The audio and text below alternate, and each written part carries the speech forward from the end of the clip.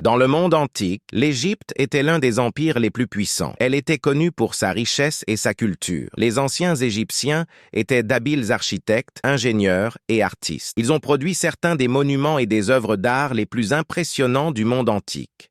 Ils ont construit des pyramides massives, des temples et d'autres ouvrages publics qui ont servi de symbole de leur puissance et de leur civilisation. Les anciens Égyptiens avaient développé une culture et une économie sophistiquées basées en grande partie sur la vallée fertile du Nil qui coulait au cœur du pays. Les Égyptiens savaient gérer les crues annuelles du fleuve et utiliser des systèmes d'irrigation pour distribuer l'eau dans leurs champs. Cela leur permettait de produire des récoltes excédentaires qui pouvaient être échangées contre d'autres biens et services. Au cœur de cet empire se trouvait une reine charismatique et intelligente, Cléopâtre. Elle est montée sur le trône à l'âge de 18 ans, après la mort de son père, Ptolémée XII, en 51 avant J.C. Elle était connue pour son soutien aux arts, et sa cour accueillait un grand nombre d'artistes, d'écrivains et d'érudits, parmi les plus renommés de l'époque. Cléopâtre elle-même était une érudite et une poétesse, et elle parlait couramment plusieurs langues, dont le grec, l'égyptien et le latin. Elle devait régner sur l'Égypte conjointement avec son frère cadet de 10 ans, Ptolémée le XIIIe, qui était également son mari, ce qui était très courant dans la culture égyptienne. Cependant, dès le début, leur relation a été marquée par des tensions et des conflits. Les conseillers de son frère, qui étaient pour la plupart des eunuques, détenaient un pouvoir considérable et manipulaient souvent le jeune empereur contre sa sœur. Ils considéraient Cléopâtre comme une menace pour leur autorité et commencèrent à comploter contre elle presque immédiatement. Cependant, Cléopâtre était une figure dominante et souhaitait régner d'une main de fer. Qu'il s'agisse de ses propres ambitions ou simplement du fait que son frère était trop jeune pour gouverner, elle a essayé de jouer un rôle majeur dans la direction du pays. Elle se heurte alors aux nobles qui ne cessent de harceler le jeune pharaon contre Cléopâtre. Elle se rendit compte de la situation tendue et comprit que le règne conjoint ne pouvait durer longtemps. Ce sera soit elle, soit son frère. Dans le but de consolider son pouvoir, Cléopâtre commence à prendre des mesures pour mettre son frère à l'écart. Elle bénéficie du soutien du peuple égyptien, qui voit en elle une dirigeante compétente et qui est de plus en plus déçue par les conseillers de Ptolémée. Cependant, le soutien des gens du peuple ne signifiait rien, car, en fin de compte, les nobles et les politiciens influents avaient plus de pouvoir. Ils ont contraint le pharaon à destituer Cléopâtre, la forçant à s'exiler à Alexandrie, tandis que Ptolémée se déclarait seul maître de l'Égypte. Plusieurs théories expliquent pourquoi Ptolémée n'a pas tué Cléopâtre, mais l'a seulement exilée d'Égypte. Il est possible qu'il ait hésité à prendre une mesure aussi extrême à l'encontre de sa propre sœur, d'autant plus que celle-ci aurait pu être considérée comme une violation des valeurs traditionnelles égyptiennes. Quoi qu'il en soit, ce n'est probablement pas lui qui a pris cette décision, mais le principal conseiller du jeune pharaon, Pothinus, un eunuque influent qui avait également servi son père en tant que conseiller. Cependant, il ne s'attendait pas à ce que Cléopâtre remette en question l'autorité du pharaon. En 48 avant J.C., Cléopâtre retourne en Égypte avec une armée qui cherche à reprendre la place qui lui revient sur le trône.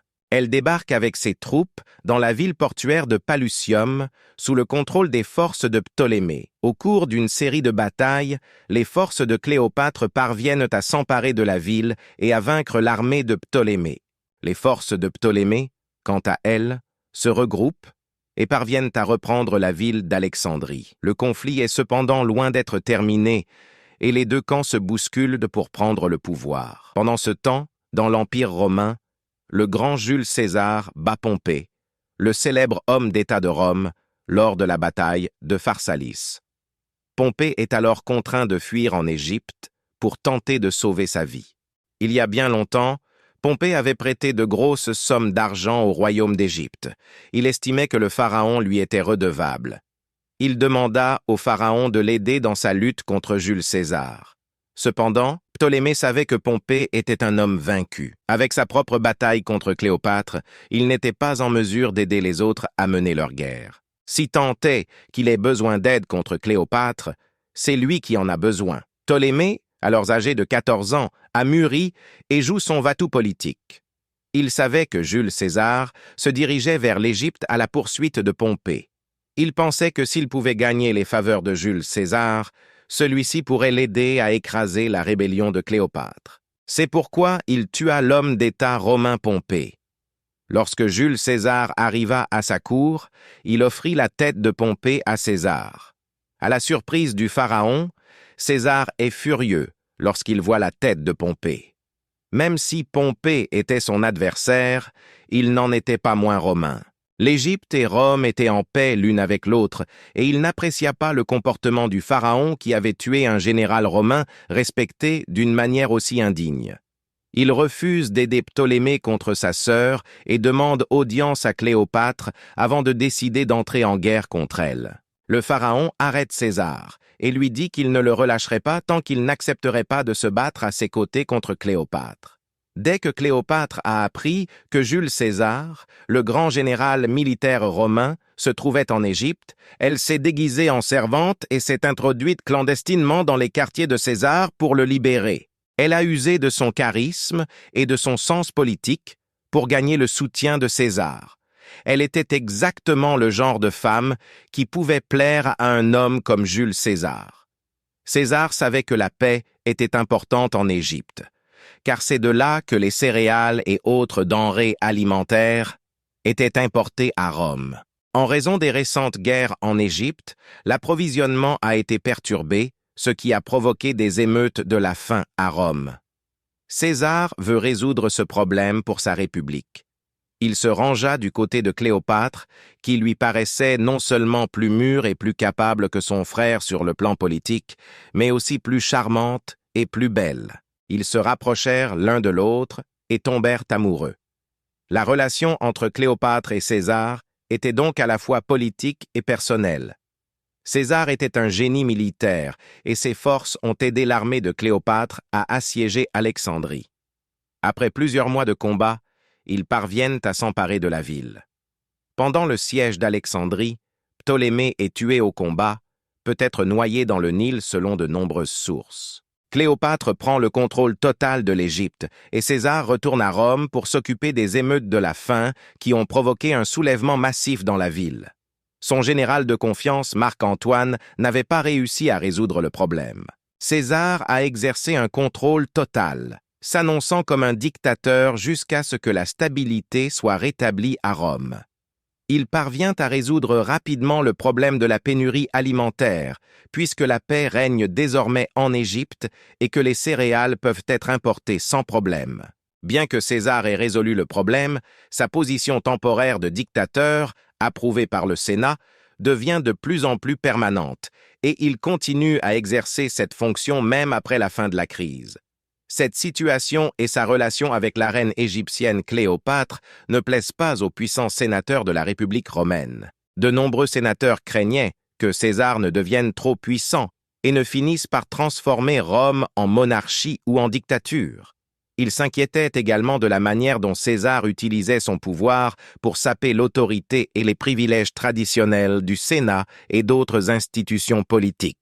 Jules César est donc assassiné par un groupe de sénateurs le 15 mars 44 avant J.C. La nouvelle parvient à Cléopâtre, qui est dévastée, à la fois pour sa perte personnelle et politique. Cléopâtre était déterminée à s'allier à nouveau avec Rome, car elle avait compris que Rome était une puissance dominante dans le monde méditerranéen à cette époque. Une alliance avec Rome serait cruciale pour la sécurité et la prospérité de l'Égypte. Elle craignait une invasion romaine dans son propre pays, et sa relation avec César avait garanti que cela n'arriverait pas. César n'étant plus là, elle s'est tournée vers d'autres moyens. Elle s'allie à Marc-Antoine, l'un des plus proches alliés et généraux de César, afin d'assurer son propre trône et de protéger l'Égypte de l'ingérence romaine. En 41 avant J.C., Marc se rendit en Égypte pour la rencontrer et négocier une alliance. Cléopâtre est arrivée dans un spectacle époustouflant, descendant le Nil sur une barge décorée de voiles d'or et de pourpre, avec des serviteurs déguisés en Cupidon qui l'éventaient. Antoine est séduit et tous deux entament une liaison passionnée qui durera jusqu'à la fin de leur vie. Cléopâtre utilise son influence sur Antoine pour atteindre ses objectifs politiques.